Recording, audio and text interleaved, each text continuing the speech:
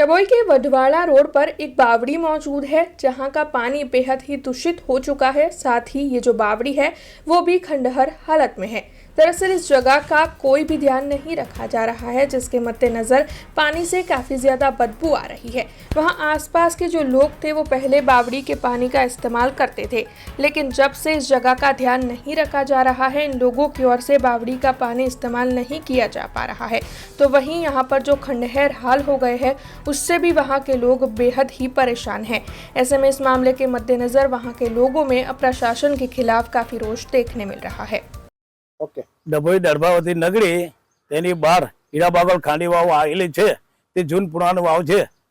मोड़ोफाम जवाना रोड पर जे जूनो इतिहास छे अने वर्षो पुराणी छे। अहींया भक्तो जे बी कोई आता तेमनी सौनो मनोकामना पूरी थती हती। अने कहेवाय एवुं छे के गळियो पहेला के અહીંથી પાણી પીવા માટે ઘરે લઈ જતા હતા અને પીવા ઘણા બી આવતા હતા। અને આ પાણી એવું હતું કે કોઈ બી પાણી નાળેલું જે પાણી પીએ એવું કોપરા જેવું પાણી હતું। તે પછી હવે આ વાવ બહુ જૂન પુરાણ થઈ ગઈ છે અને થોડી સમારકામ કરવા લાયક છે। એટલે મારા અધિકારીઓને એટલી નમ્ર વિનંતી છે કે આ થોડી સમારકામ થાય।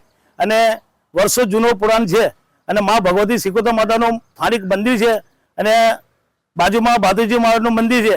એટલે મારા એક સાહેબ અને અધિકારીઓને મારી એક નમ્ર વિનંતી છે કે આટલું થોડું સમારકામ થાય અને ડભોઈનો ઇતિહાસ હિન્દુ સમાજમાં આગળ ધાર્મિક વધે એવી એટલી મારી નમ્ર વિનંતી છે। કેટલા વર્ષો એટલે લગભગ આપણે તો નથી જાણતા, પણ વર્ષો એટલે હજારો વર્ષ જેવી તો ખરી જ। એટલો ઇતિહાસ આપણે જાણીએ છીએ, ગળીઓથી જાણીએ છીએ આપણે કે ભાઈ ગળીઓ આટલી હજાર વર્ષ જૂની વાવ હતી। અને હું 25 વર્ષથી ભક્તિ કરું છું, સેવા કરું છું માતાજીની। અને જે બી મળે છે તે મેં માતાજીએ અર્પણ કરું છું, વાપરું છું, સેવા ભક્તિ કરું છું। બસ આટલી વિનંતી છે, બીજી કોઈ મારી આશા નથી। કે મારે અધિકારીની એટલી આશા છે કે ડભોઈ તાલુકામાં ઘણી ઘણી વાવો ખંડી પડેલી છે, કોઈ અધિકારી ધ્યાન પર લેતા નથી।